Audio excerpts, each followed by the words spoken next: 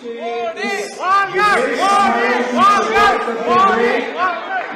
आपसे अनुरोध करता हूं कि राष्ट्रगान के लिए कृपया खड़े हो जाएं।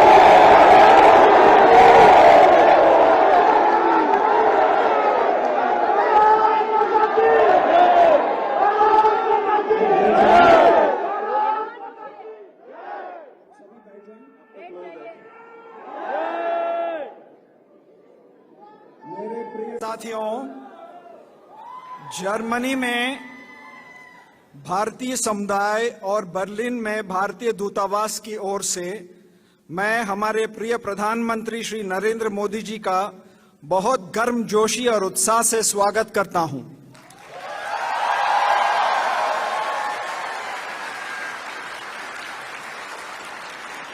आज हमारे यहां एकत्रित होने का आनंद हमारे प्रधानमंत्री जी की उपस्थिति से कई गुना बढ़ गया है।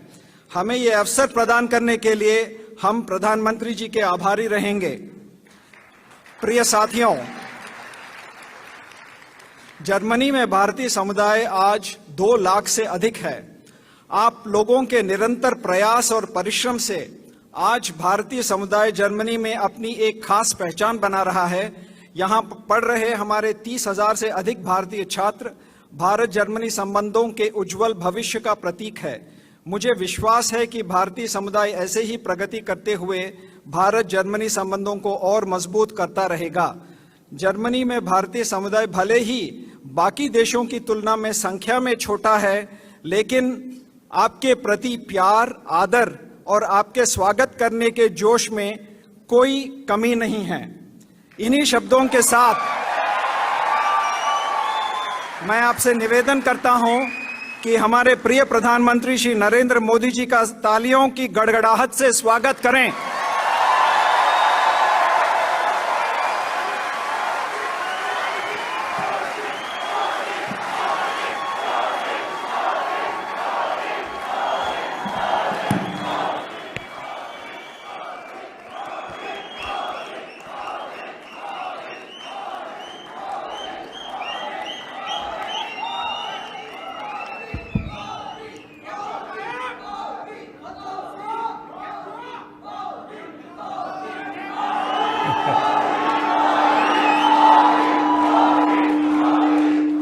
भारत माता की, भारत माता की। नमस्कार।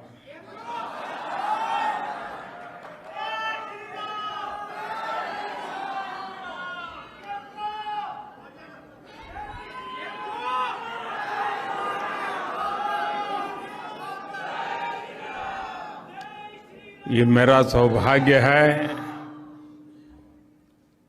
कि मुझे मां भारती के संतानों को आज जर्मनी में आकर के मिलने का अवसर मिला है।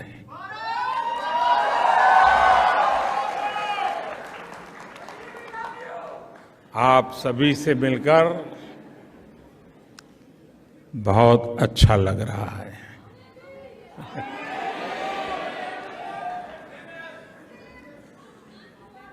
आप में से बहुत से लोग जर्मनी के अलग अलग शहरों से आज यहाँ बर्लिन पहुंचे हैं। आज सुबह मैं बहुत हैरान था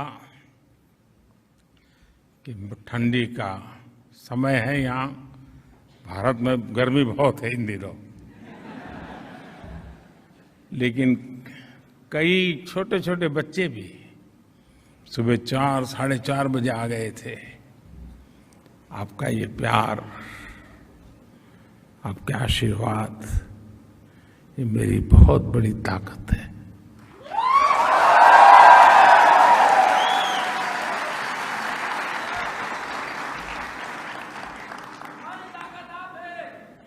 मैं जर्मनी पहले भी आया हूं, आप में से कई लोगों से पहले भी मिला हूं। आप में से कई लोग जब भारत आए हैं तब भी कभी कभी मिलने का मौका मिला है। और मैं देख रहा हूं कि हमारी जो नई पीढ़ी है, जो यंग जनरेशन है, ये बहुत बड़ी तादाद में नजर आ रहे हैं और इसके कारण युवा जोश भी है।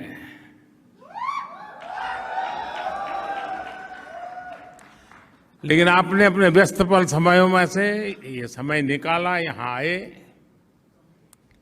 मैं हृदय से आप सबका बहुत आभारी हूं।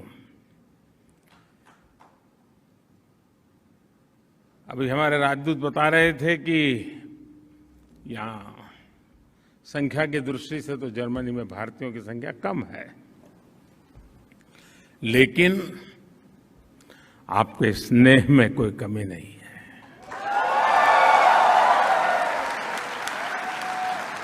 आपके जोश में कोई कमी नहीं है। और ये दृश्य आज जब हिंदुस्तान के लोग देखते हैं तो उनका भी मन गर्व से भर जाता है। दोस्तों,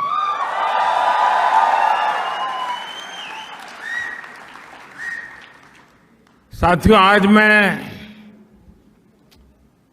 आपसे न मैं मेरी बात करने आया हूं, न मोदी सरकार की बात करने आया हूं, लेकिन आज मन करता है कि जी भर के आप लोगों को, करोड़ों करोड़ों हिंदुस्तानियों के सामर्थ्य की बात करूं, उनका गौरवगान करूं, उनके गीत गाऊं। और जब मैं कोटि कोटि हिंदुस्तानियों की बात करता हूं तो सिर्फ वो लोग नहीं जो वहां रहते हैं, वे लोग भी जो यहां रहते हैं। मेरी इस बात में दुनिया के हर कोने में बसने वाले मां भारती के संतानों की बात है। मैं सबसे पहले जर्मनी में सफलता के झंडे गाड़ रहे आप सभी भारतीयों को बहुत बहुत बधाई देता हूं, बहुत बहुत शुभकामनाएं देता हूं।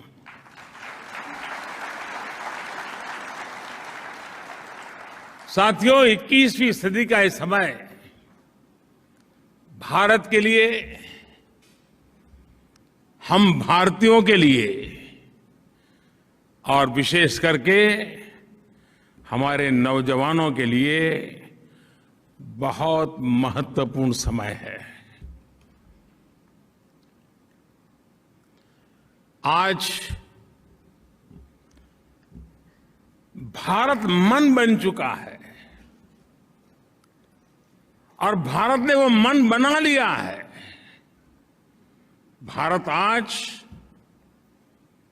संकल्प लेकर के आगे बढ़ रहा है।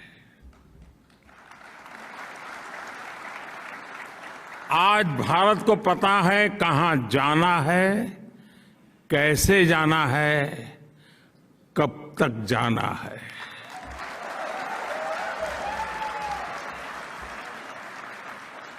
और आप भी जानते हैं कि जब किसी देश का मन बन जाता है तो वो देश नए रास्तों पर भी चलता है और मनचाही मंजिलों को प्राप्त करके भी दिखाता है।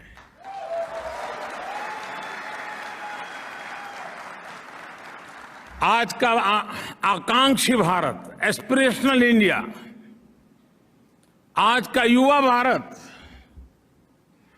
देश का तेज विकास चाहता है।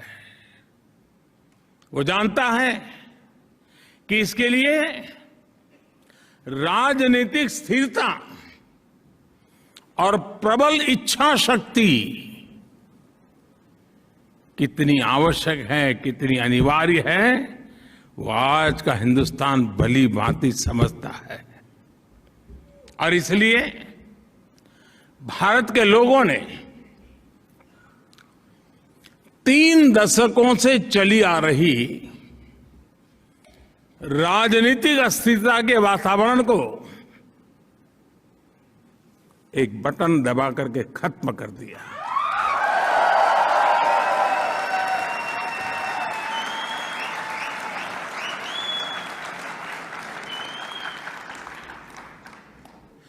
भारत के मतदाता को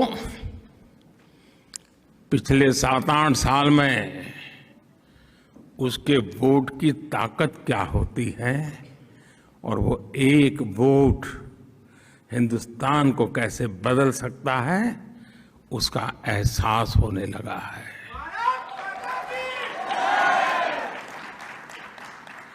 सकारात्मक बदलाव और तेज विकास की आकांक्षा ही थी कि जिसके चलते 2014 में भारत की जनता ने पूर्ण बहुमत वाली सरकार चुनी और 30 साल के बाद ऐसा हुआ है। ये भारत की महान जनता की दूरदृष्टि है कि साल 2019 में उसने देश की सरकार को पहले से भी ज्यादा मजबूत बना दिया।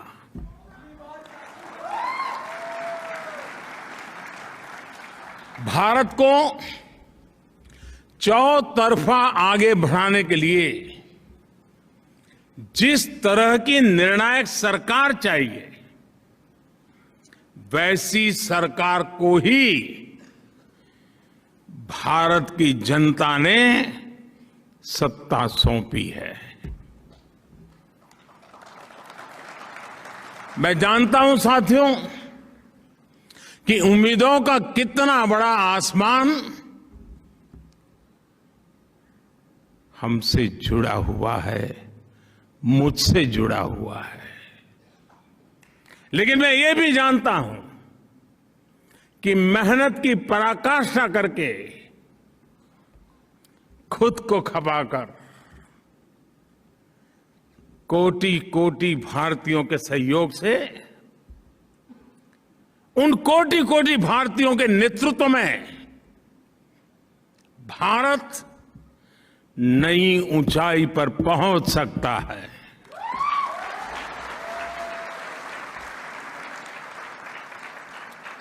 भारत अब समय नहीं गंवाएगा। भारत अब समय नहीं खोएगा।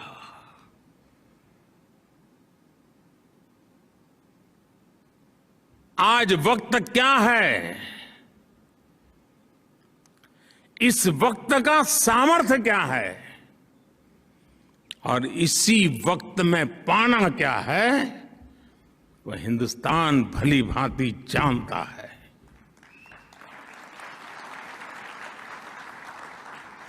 साथियों, इस साल हम अपनी आजादी का 75वां वर्ष मना रहे हैं।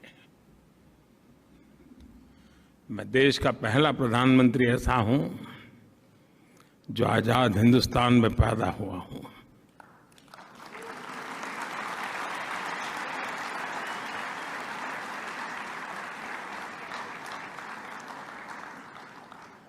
भारत जब अपनी आजादी के 100 वर्ष मनाएगा, अभी 25 साल हमारे पास है, उस समय देश जिस ऊंचाई पर होगा उस लक्ष्य को लेकर के आज हिंदुस्तान मजबूती के साथ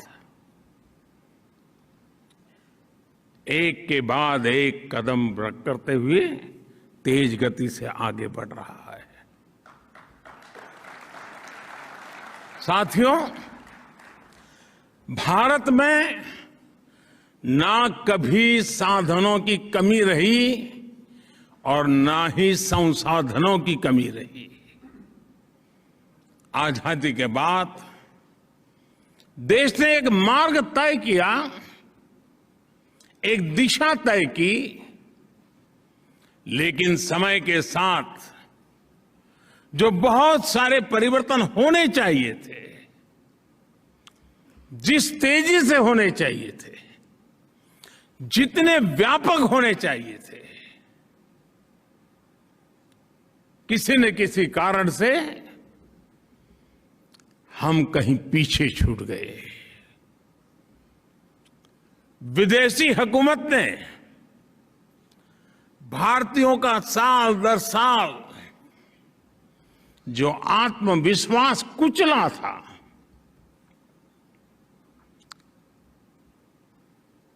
उसकी भरपाई का एक ही उपाय था,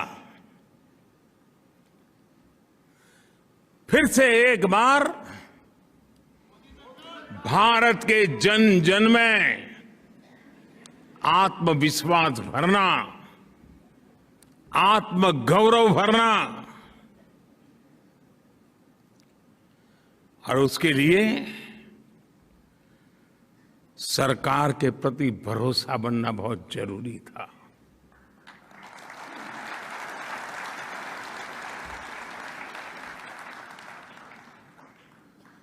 अंग्रेजों की परंपरा की बदौलत सरकार और जनता के बीच में एक भरोसे की बहुत बड़ी खाई थी। शक के बादल मंडरा रहे थे, क्योंकि अंग्रेजों की हुकूमत में जो देखा था उसमें उसके परिवर्तन नजर आए। उसके लिए जो गति चाहिए, उस गति का अभाव था, और इसलिए समय की मांग थी कि सामान्य मानवीय की जिंदगी में से सरकार कम होती चली जाए, सरकार हटती जाए। Minimum government, maximum governance.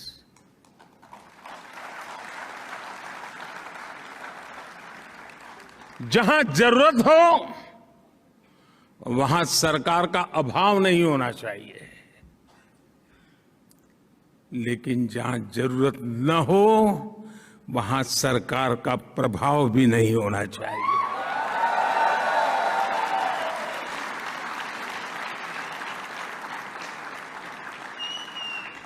साथियों, देश आगे बढ़ता है जब देश के लोग, जनता जनार्दन स्वयं उसके विकास का नेतृत्व करे। देश आगे बढ़ता है जब देश के लोग आगे आकर के उसकी दिशा तय करें। अब आज के भारत में सरकार नहीं, मोदी नहीं, बल्कि देश की कोटि कोटि जन ड्राइविंग फोर्स पर बैठे हुए हैं।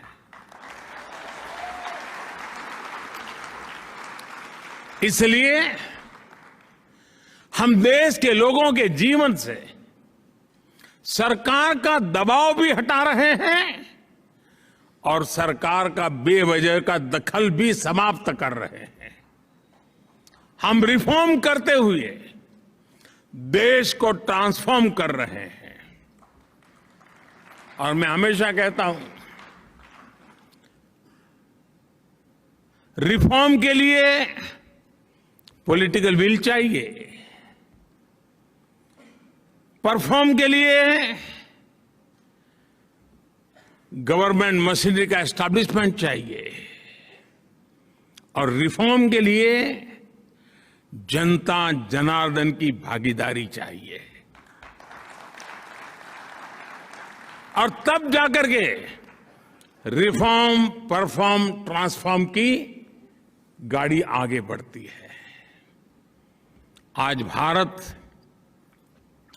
Ease of living, quality of life, ease of employment, quality of education, ease of mobility, quality of travel, ease of doing business, quality of services, quality of products, हर क्षेत्र में तेजी से काम कर रहा है, नए आयाम स्थापित कर रहा है। वही देश है जो आप जिसे छोड़ करके आए थे ना, यहां देश वही है।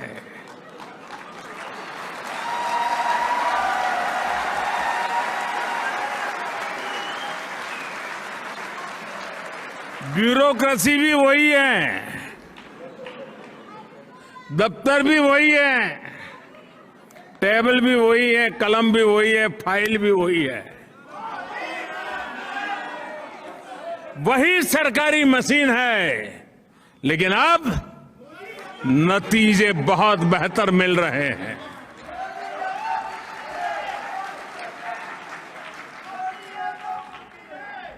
साथियों, 2014 से पहले जब भी मैं आप जैसे साथियों से बात कर रहा था तो एक बहुत बड़ी शिकायत,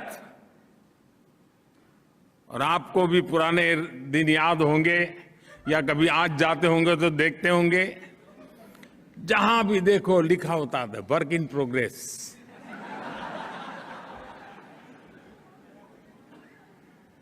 मैं किसी की आलोचना नहीं कर रहा,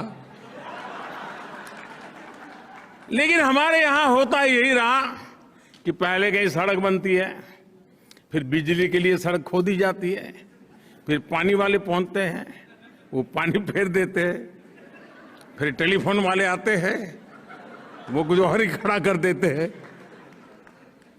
एक सड़क बजट खर्च हो रहा है, काम खत्म नहीं हो रहा है। ये मैंने सिर्फ एक उदाहरण दिया क्योंकि आपने अपनी आंखों से देखा है, और इसलिए होता है कि सरकारी विभागों का एक दूसरे के साथ न तो संवाद होता है और न ही जानकारियों का कोई तालमेल। सब अपनी अपनी दुनिया बनाकर उसमें बैठे हुए हैं। हर एक के पास रिपोर्ट कार्ड है कि मैंने इतनी सड़क बना दी, कोई कहे कि मैंने इतने तार डाल दिए, कोई कहे मैंने इतनी पाइप डाल दी, लेकिन परिणाम work in progress. In silos को तोड़ने के लिए अब हमने पीएम गति शक्ति नेशनल मास्टर प्लान बनाया है। चारों तरफ उसकी तारीफ हो रही है। हम हर डिपार्टमेंटल साइलोज को तोड़कर इंफ्रास्ट्रक्चर से जुड़े हर प्रोजेक्ट में सभी स्टेक होल्डर्स को एक ही प्लेटफॉर्म पर लेकर आए हैं। अब सरकारें, सभी विभाग अपने अपने हिस्से का काम एडवांस में प्लान कर रहे हैं। इस नई अप्रोच ने डेवलपमेंट के कार्यों की स्पीड को बढ़ा दी है और स्केल भी बढ़ा दिया है।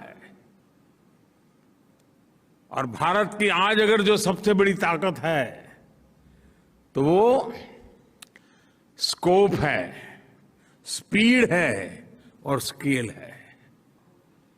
आज भारत में सोशल और फिजिकल इंफ्रास्ट्रक्चर, उस पर अभूतपूर्व निवेश हो रहा है। आज भारत में नई शिक्षा नीति को लागू करने के लिए सहमति का एक वातावरण बना है, तो दूसरी तरफ नई स्वास्थ्य नीति, उसको लागू करने पर काम चल रहा है। आज भारत में रिकॉर्ड संख्या में नए एयरपोर्ट्स बनाए जा रहे हैं। छोटे छोटे शहरों को एयर रूट से जोड़ा जा रहा है। भारत में मेट्रो कनेक्टिविटी पर जितना काम आज हो रहा है उतना पहले कभी नहीं हुआ। भारत में आज रिकॉर्ड संख्या में नए मोबाइल टावर्स लग रहे हैं। अब भारत 5G दस्तक दे रहा है। भारत में भी, भारत में आज रिकॉर्ड संख्या में गांवों का ऑप्टिकल फाइबर से जोड़ा जा रहा है। कल्पना कर सकते हैं 6 लाख गांवों में ऑप्टिकल फाइबर नेटवर्क पहुंचेगा। हिंदुस्तान के गांव दुनिया के साथ किस प्रकार से अपना नाता जोड़ेंगे, इसकी आप कल्पना कर सकते हैं। भारत में और जर्मनी में बैठे हुए आप लोग इस बात को ज्यादा समझ पाएंगे। भारत में जितनी फास्ट इंटरनेट कनेक्टिविटी है,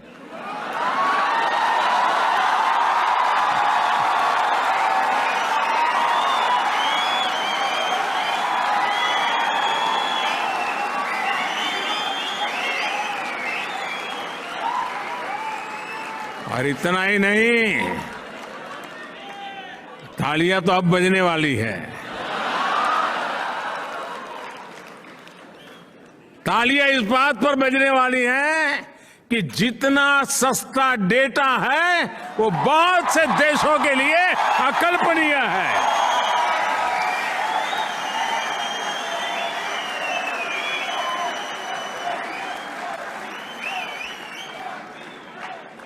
पिछले साल पूरी दुनिया में हुए रियल टाइम डिजिटल पेमेंट्स, कान खोल दो,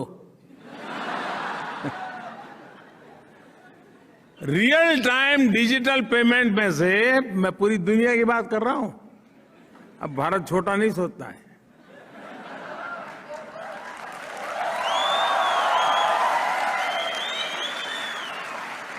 रियल टाइम डिजिटल पेमेंट में से 40% भागीदारी भारत की है।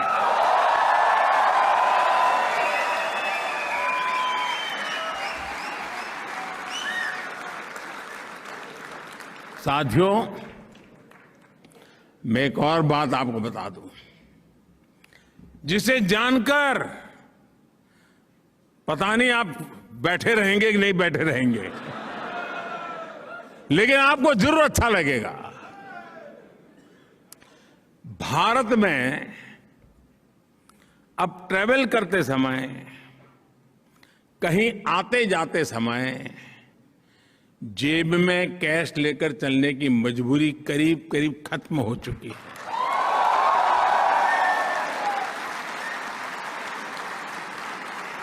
दूर सुदूर के गांव तक भी अपना मोबाइल फोन पर ही हर तरह के पेमेंट आपके लिए काफी है। दोस्तों, साथियों, आज भारत में गवर्नेंस में टेक्नोलॉजी का जिस तरह इंक्लूजन किया जा रहा है, वो नए भारत की नई पॉलिटिकल विल भी दिखाता है और डेमोक्रेसी की डिलीवरी क्षमता का भी प्रमाण है। आज केंद्र, राज्य और लोकल सरकारों की लगभग, ये भी आंकड़ा थोड़ा अजूबा, आज आपके लिए अजूबा होगा,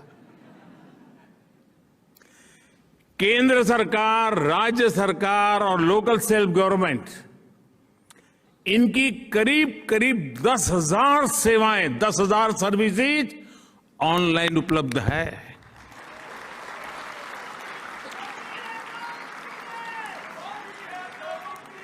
सरकारी मदद हो, स्कॉलरशिप हो, किसान को फसल की कीमत हो, सब कुछ अब डायरेक्ट बैंक अकाउंट में ट्रांसफर होते हैं।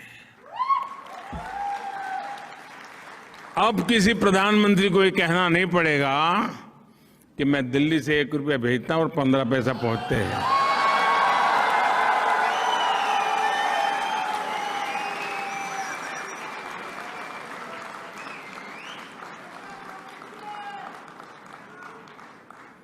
वो कौन सा पंजा था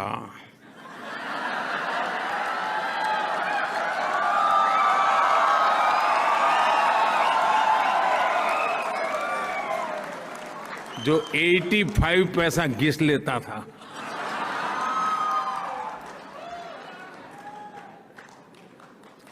आपको ये जानकर भी अच्छा लगेगा कि बीते 7-8 साल में भारत सरकार ने, आंकड़े याद रहेंगे, मैं इतना सारा बता रहा हूं,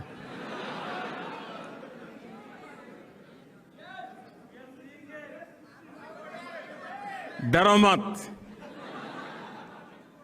ये आप ही का पुरुषार्थ है, आप ही की कमाल है। पिछले 7-8 साल में भारत सरकार ने डीबीटी, डायरेक्ट बेनिफिट ट्रांसफर, सीधा एक क्लिक किया, जो हकदार है उसके खाते में पैसे चले गए। डायरेक्ट जो डीबीटी के द्वारा हमने पैसे भेजे वो अमाउंट है 22 लाख करोड़ रुपए से अधिक। यानी अब आप जर्मनी में हैं तो आपको बता दूं, 300 बिलियन डॉलर से भी ज्यादा बेनिफिशियरीज के खाते में पैसे पहुंचे हैं। बीच में कोई बिचौलिया नहीं, कोई कट की कंपनी नहीं, कहीं कट मनी नहीं। इस वजह से सिस्टम में कितनी बड़ी ट्रांसपेरेंसी आई है और उसके कारण जो भरोसे की खाई थी,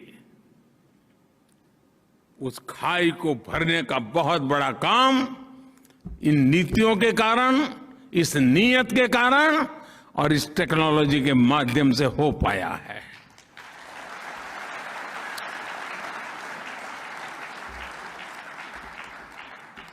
साथियों,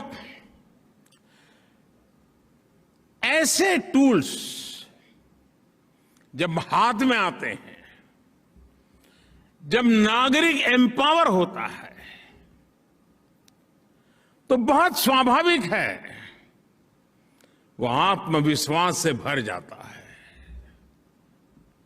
वो खुद संकल्प लेना शुरू करता है और वो स्वयं संकल्प को सिद्धि में परिवर्तित करने के लिए परिश्रम की पराकाष्ठा करके देखता है और तब जाकर के देश दोस्तों आगे बढ़ता है।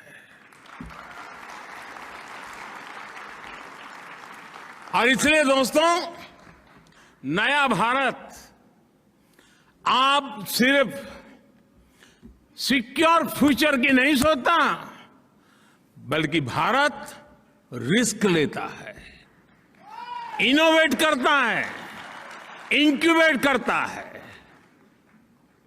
मुझे याद है 2014 के आसपास हमारे देश में, इतना बड़ा देश, सिर्फ 200-400 ही स्टार्टअप्स हुआ करते थे। कितने? जरा याद रख के बोलो ना यार। हाँ, और आज 8 साल पहले 200, 300 या 400 स्टार्टअप्स आज 68,000 से भी ज्यादा स्टार्टअप्स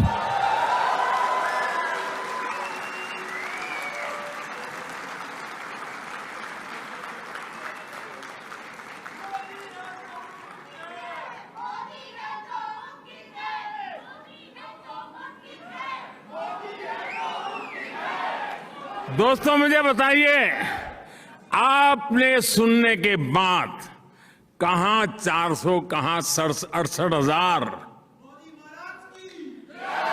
200-400 से 68,000, आपका सीना गर्व से भर गया कि नहीं भर गया? आपका माथा ऊंचा हुआ कि नहीं हुआ?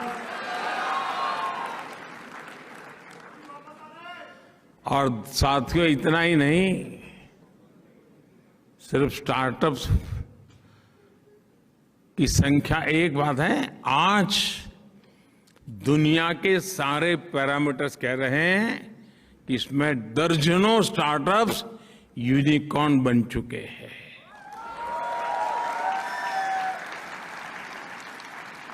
और अब मामला यूनिकॉर्न पे अटका नहीं है दोस्तों।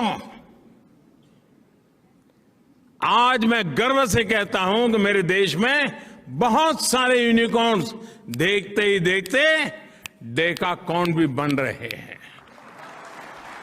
यानी $10 बिलियन का लेवल भी पार कर रहे हैं। मुझे याद है, मैं जब गुजरात में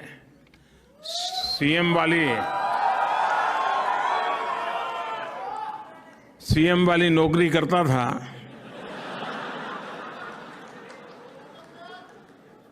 और किसी भी हमारे साथी बाबू को पूछता है बच्चे क्या करते हैं, तो बोले आईएएस की तैयारी करता है।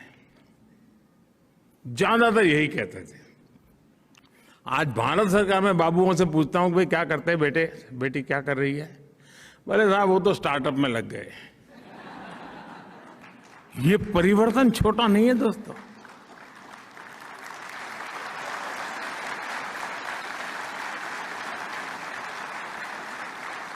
साथियों, मूल बात क्या है? मूल बात यही है, आज सरकार इनोवेटर्स के पांवों में जंजीर डालकर नहीं, उनमें जोश भर करके उन्हें आगे बढ़ा रही है।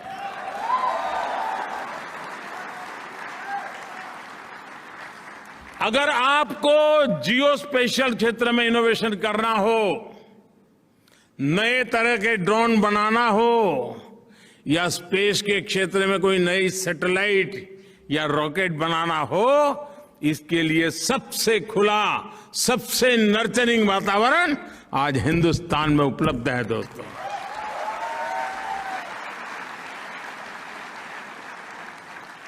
एक समय में भारत में कोई नई कंपनी रजिस्टर कराने चाहता था तो उसे रजिस्ट्री में कागज डालने के बाद वो भूल जाता था, तब तक रजिस्ट्री नहीं होती थी। महीने लग जाते थे। जब भरोसा बढ़ जाता है, सरकार का नागरिकों पर भरोसा बढ़ता है, नागरिकों का सरकार पर भरोसा बढ़ता है, अविश्वास की खाई खत्म होती है। नतीजा ये आता है कि आज अगर कंपनी रजिस्टर करनी है तो 24 घंटे लगते हैं दोस्तों, 24 घंटे।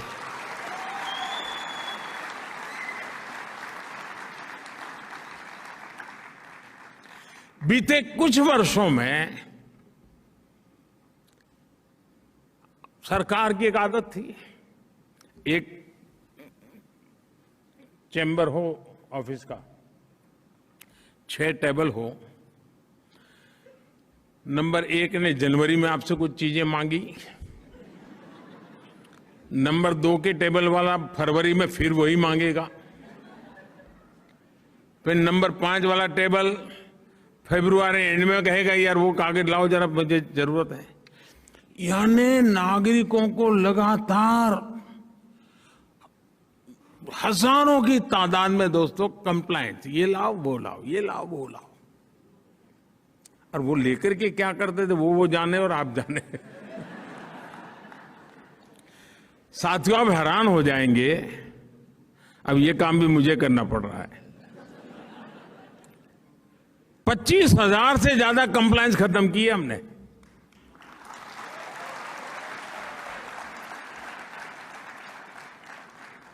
इतना ही नहीं, मैं 2013 में चुनाव के लिए तैयारी कर रहा था, क्योंकि मेरी पार्टी ने घोषित कर दिया था कि इसको प्रधानमंत्री बनाने वाले हैं। तो मैं जाता गया ऐसे भाषण करता था लोगों से। तो एक दिन दिल्ली में सब व्यापारियों ने मुझे बुलाया, तो व्यापारी का बड़ा सम्मेलन था, और उसमें जो मेरे आगे सज्जन बोल रहे थे वो कह रहे थे देखिए वो कानून बना है, वो कानून बना है, ये कानून बना है, इसका कानून बना, सारा ढेर सारे कानून बता रहे थे।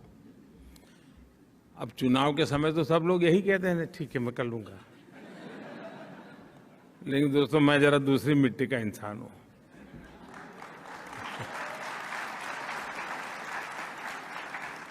तो मैं भाषण देने के लिए खड़ा हुआ, ये 2013 की बात है। मैं भाषण देने के लिए खड़ा हुआ, मैंने कहा भाई आप लोग कानून बनाने की बात करते हैं, मेरा तो इरादा ही अलग है। मुझे पता नहीं, मैं आपको बताऊंगा वोट दोगे कि नहीं दोगे, मेरी तो छुट्टी कर दोगे आप लोग। मैंने कहा मैं आपको वादा करता हूं, मैं हर दिन एक कानून खत्म करूंगा आकर के।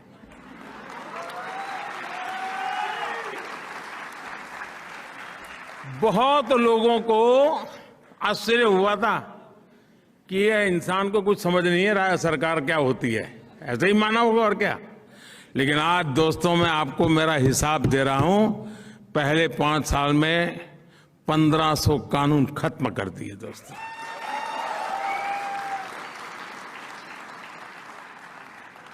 ये सब क्यों? ये नागरिकों पर ये कानूनों की जंजाल का बोझ क्यों? ये भारत देश आजाद हो चुका है ना, देश मोदी का नहीं है, देश 130 करोड़ नागरिकों का है।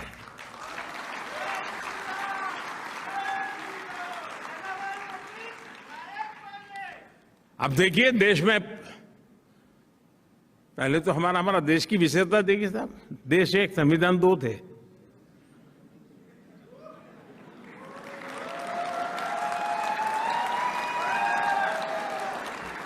क्यों इतनी देर लगी?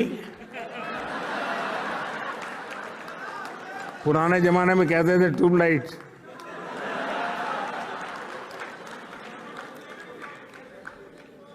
मालूम है ना 2 संविधान थे।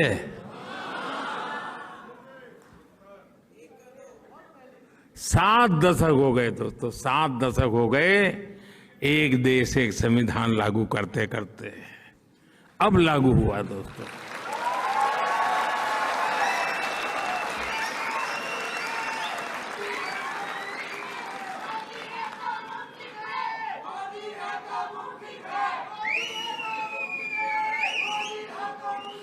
गरीब को राशन कार्ड दोस्तों, अगर वो जबलपुर में रहता है, राशन कार्ड वहां का है, और अगर मजबूरन उसको जयपुर में जाना पड़ा जिंदगी गुजारने के लिए, तो वो राशन कार्ड काम नहीं आता था।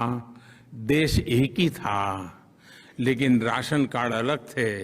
आज 1 नेशन 1 राशन कार्ड हो गया।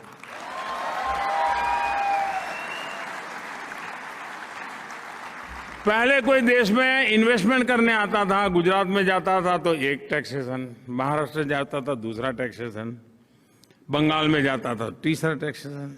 अगर उसकी 3-4 कंपनियां, एक कंपनी गुजरात में, दूसरी कंपनी महाराष्ट्र में, तीसरी बंगाल, तो तीनों जगह पे अलग अलग चार्टर्ड अकाउंटेंट को अलग अलग कानूनों से कारोबार चलता था।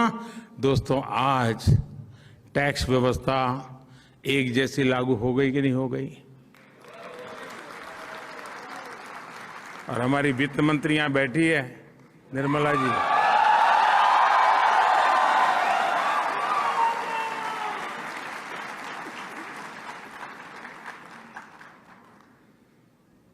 अप्रैल महीने में क्या हुआ मालूम है ना? जीएसटी का रिकॉर्ड कलेक्शन हो गया है, 1,68,000 रुपीज, 1,68,000 करोड़। 1 नेशन 1 टैक्स की दिशा में ये मजबूती के साथ हुआ कि नहीं हुआ दोस्तों? साथियों, मेक इन इंडिया आज आत्मनिर्भर भारत का ड्राइविंग फोर्स बन रही है।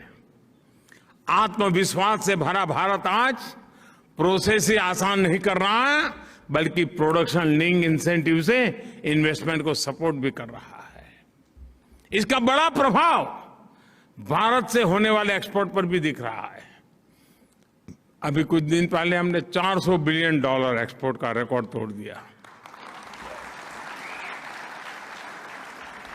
अगर हम गुड एंड सर्विसेज को देखें तो पिछले साल भारत से $670 बिलियन यानी करीब करीब 50 लाख करोड़ रुपए का एक्सपोर्ट हुआ है।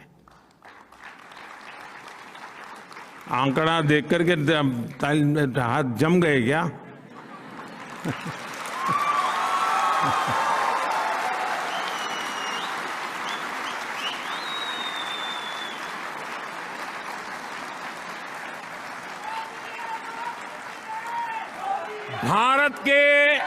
अनेक नए जिले नए नए देशों में नए नए डेस्टिनेशन पर एक्सपोर्ट के लिए अपना दायरा बढ़ा रहे हैं और तेजी से एक्सपोर्ट हो रहा है। और उसका एक मजा भी है, जो आज देश में बन रहा है ना, जीरो डिफेक्ट जीरो इफेक्ट के मंत्र से लेकर के चल रहा है कि प्रोडक्शन की क्वालिटी में डिफेक्ट नहीं है और प्रोडक्शन में एनवायरनमेंट पर कोई इफेक्ट नहीं है।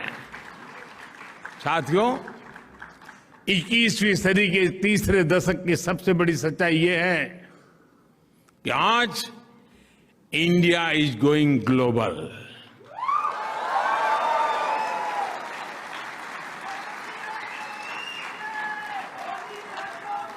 कोरोना के इसी काल में भारत ने 150 से ज्यादा देशों को जरूरी दवाइयां भेजकर अनेकों जिंदगियां बचाने में मदद की।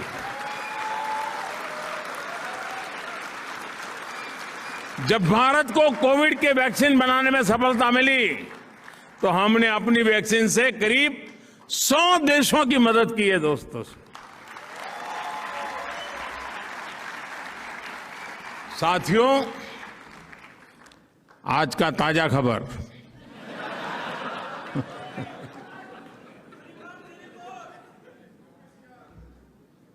रुकावट के लिए खेद है।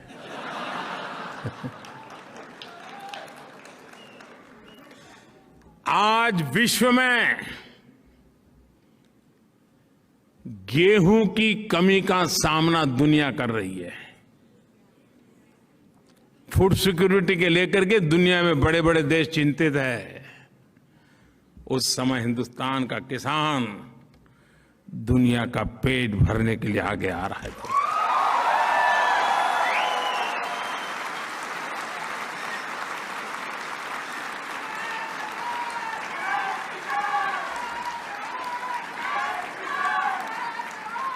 साथियों, जब भी मानवता के सामने कोई संकट आता है तो भारत सॉल्यूशन के साथ सामने आता है। जो संकट लेके आते हैं, संकट उनको मुबारक, सॉल्यूशन लेकर के हम आते हैं, दुनिया का चाय चयकार हो जाता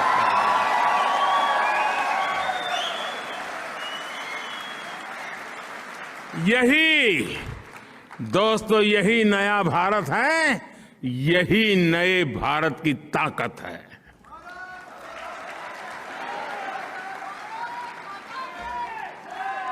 आप में से जो लोग वर्षों से भारत नहीं गए हैं, शर्मिंदगी मत महसूस करो, लेकिन उनको जरूर लगता होगा आखिर ये हुआ कैसे, इतना बड़ा परिवर्तन आया कैसे।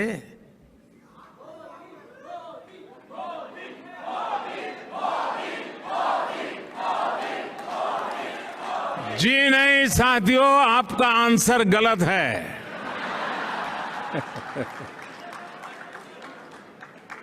मोदी ने कुछ नहीं किया है, 130 करोड़ देशवासियों ने किया है।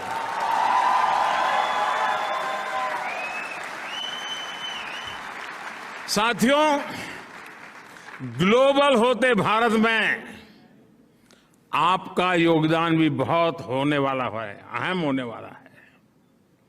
आज भारत में लोकल के प्रति जो क्रेज पैदा हुआ है वो वैसा ही है जब आजादी के आंदोलन के समय स्वदेशी वस्तुओं के लिए पैदा हुआ था।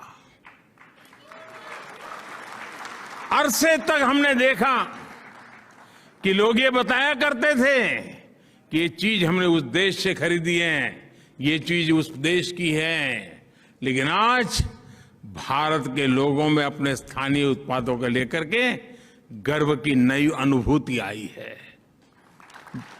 आपको भी पता होगा, आज से 20 साल 10 साल पहले जब आप घर चिट्ठी लिखते थे कि मैं फलानी तारीख को आ रहा हूं, तो फिर घर से चिट्ठी आती थी, आते समय ये ले आना। आज जब जाते हो तो घर से चिट्ठी आती है कि यहां सब मिलता है, मत लाना।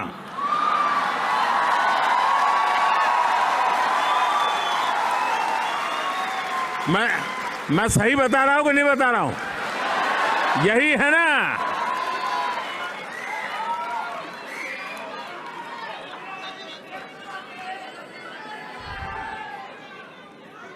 दोस्तों, यही ताकत है। और इसलिए मैं कहता हूं वोकल फॉर लोकल।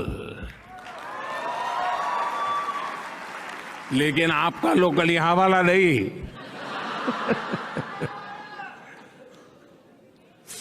दोस्तों, ये जो दम पैदा हुआ है ना, इस चीज को बनाने में किसी भारतीय की मेहनत लगी है। उस हर प्रोडक्ट के किसी भारतीय के पसीने की महक है दोस्तों, उस मिट्टी की सुगंध है दोस्तों।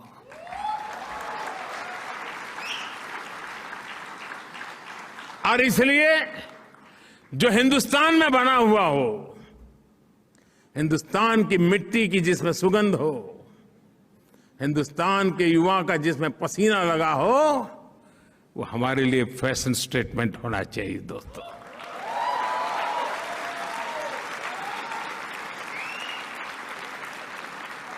आप देखिए, एक बार ये फीलिंग अनुभव करेंगे ना, तो वाइब्रेशन अगल बगल में पहुंचते देर नहीं लगे लोगों। और फिर देखना जब जाओगे आप कि भी मैं हिंदुस्तान जा रहा हूं 10 दिन के लिए, तो यहां से लोग चिट्ठी देंगे कि वापस आते समय हिंदुस्तान से ले आना।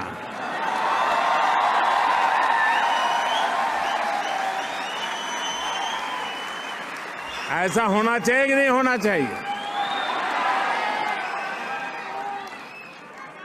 ये काम आपको करना चाहिए कि नहीं करना चाहिए? देशियों में एक शानदार उदाहरण बताता हूं आपको। बड़ा सिंपल सा उदाहरण बताता हूं, और मैं उदाहरण देना चाहूं खादी। आप में से सब खादी को जानते हैं। खादी और नेता,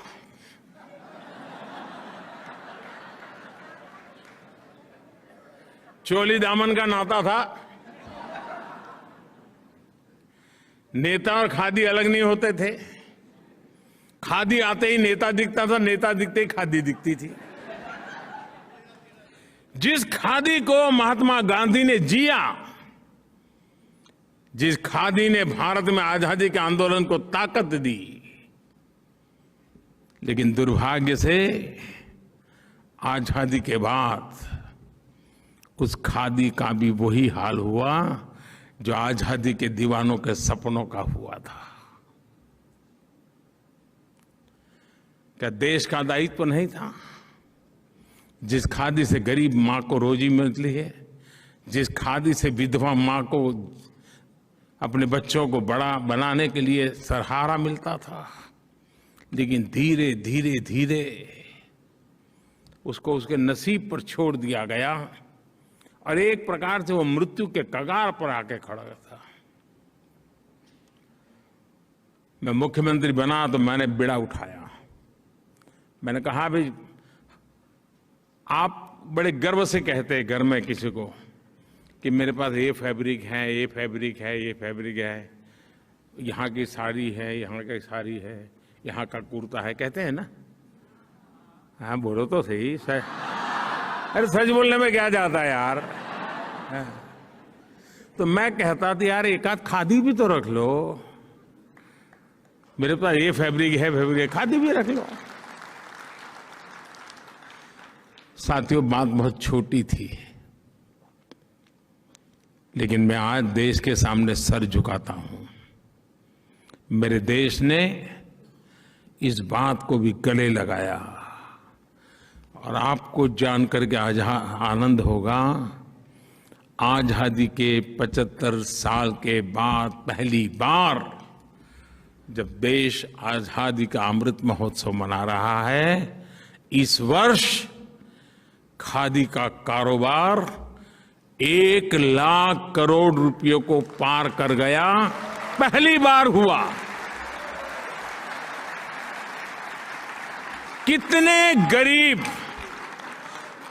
गरीब विधवा माताओं को रोजी रोटी मिली होगी। देखो, पिछले 8 साल में खादी के उत्पादन में जो लगभग 250% की वृद्धि हुई है। और आप दायरा देखिए दोस्तों, मैं जिस मिजाज से स्टार्टअप की बात करता हूं ना, उसी मिजाज से खादी की भी बात करता हूं।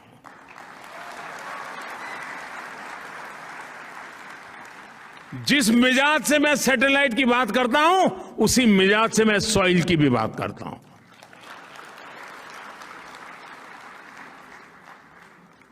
साथियों, आज मैं आप सभी से ये आग्रह करूंगा आगे कि भारत के लोकल को ग्लोबल बनाने में आप भी मेरा साथ दीजिए।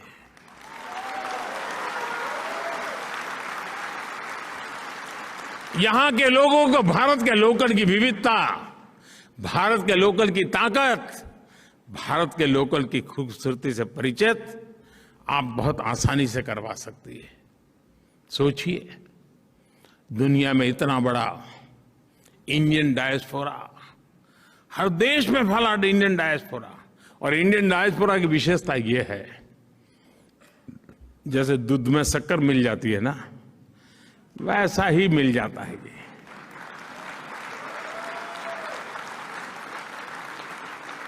और पता ही नहीं चलता, वैल्यू एडिशन कर देता है, दूध को मीठा बना देता है। जिसके पास ये सामर्थ्य है, वो आसानी से हिंदुस्तान के लोकल को अपने प्रयासों से जर्मनी की धरती पर ग्लोबल बना सकता है।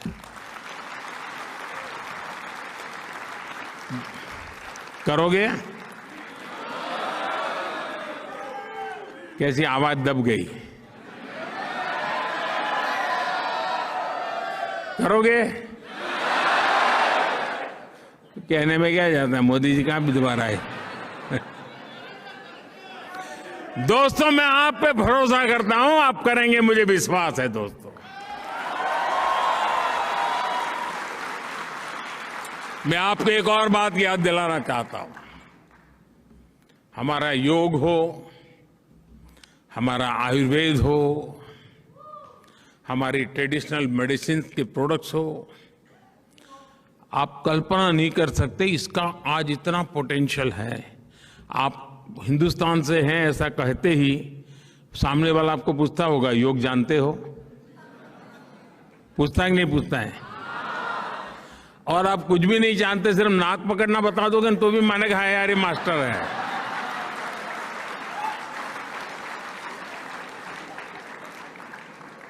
भारत के ऋषि मुनियों की तपस्या की आबरू इतनी है कि आप एक छोटा सा बोर्ड लगा दो या कोई ऑनलाइन प्लेटफॉर्म खड़ा कर दो और नाक पकड़ना सिखा दो, डॉलर देकर के फी देने आएगा कि नहीं आएगा?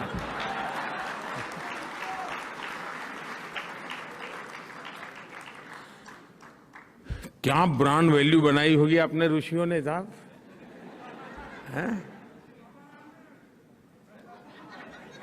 हजारों वर्ष पहले ऋषि मुनियों ने जो तप करके छोड़ दिया रास्ता, आज दुनिया गला लगा रही है। लेकिन क्या आप उसके साथ जुड़े हैं क्या? मैं आपसे आग्रह करूंगा, 21 जून को इंटरनेशनल योगा डे है, बहुत दूर नहीं है। अभी से टोलियां बना करके चारों तरफ छा जाइए दोस्तों, हर किसी को नाक पकड़ना सिखा दो दोस्तों।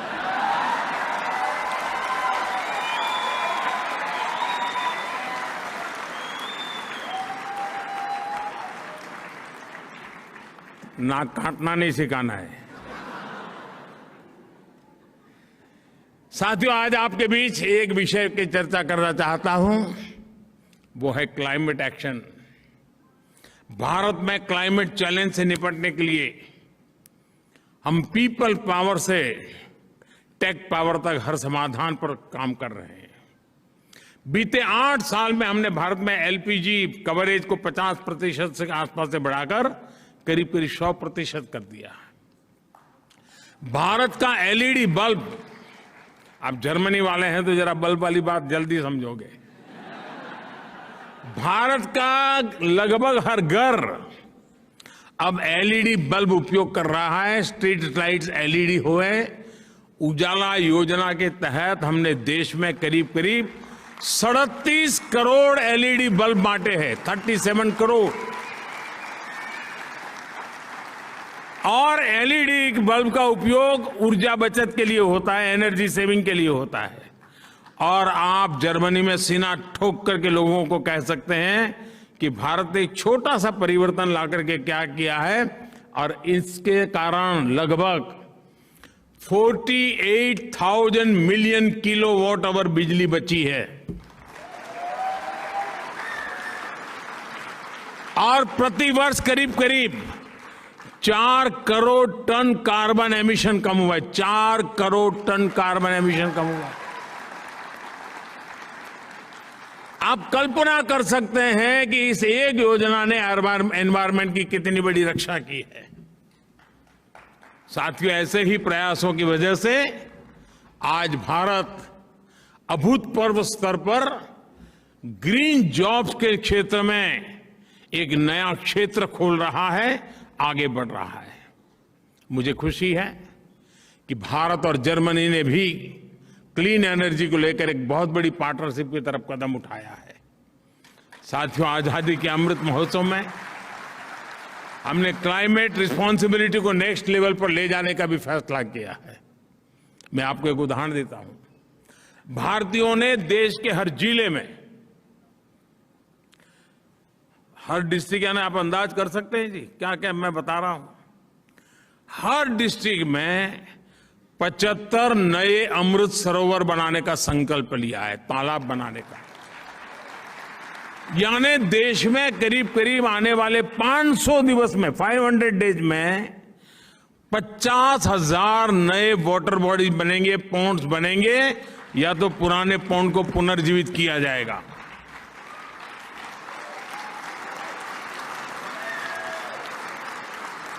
जल ये जीवन है, जल है तो कल है।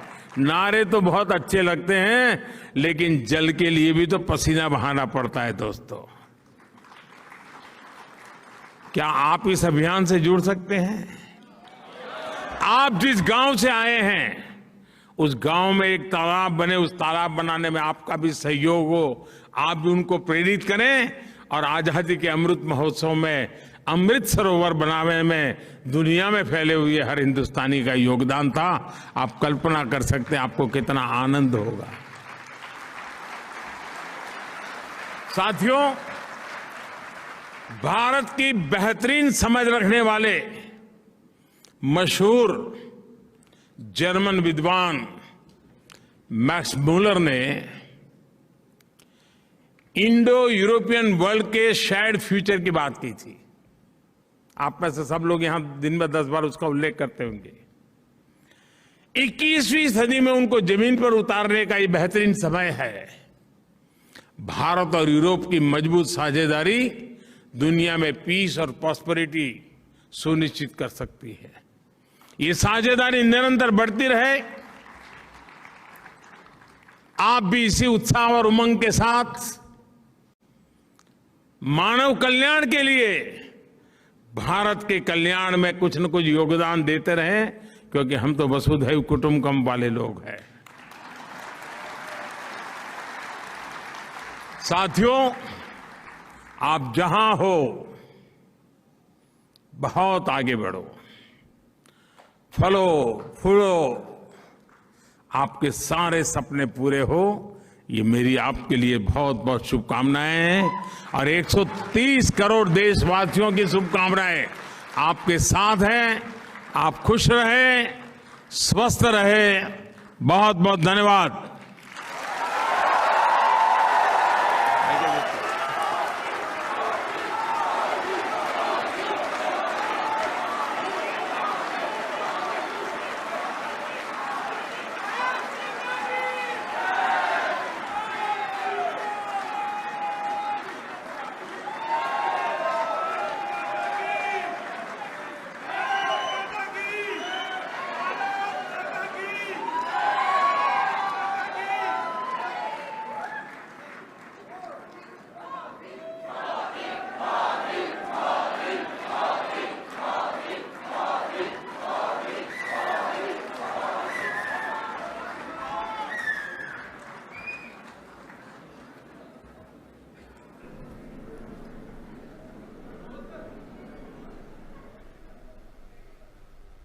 तो सीधे दृश्य आप देख रहे थे। प्रधानमंत्री नरेंद्र मोदी ने बर्लिन में भारतीय समुदाय को संबोधित किया। प्रधानमंत्री ने वहां पर जो भारतीय समुदाय मौजूद था उनके उत्साह को बढ़ाते हुए, उनका हौसला अफजाई करते हुए बताया कि किस तरह से जो भारतीय समुदाय है देश के कोने कोने में और विदेशों में जो भारतीय समुदाय है उसका कितना महत्व है और वो कितना महत्व दे सकता है नए भारत के योगदान में, नए भारत को आगे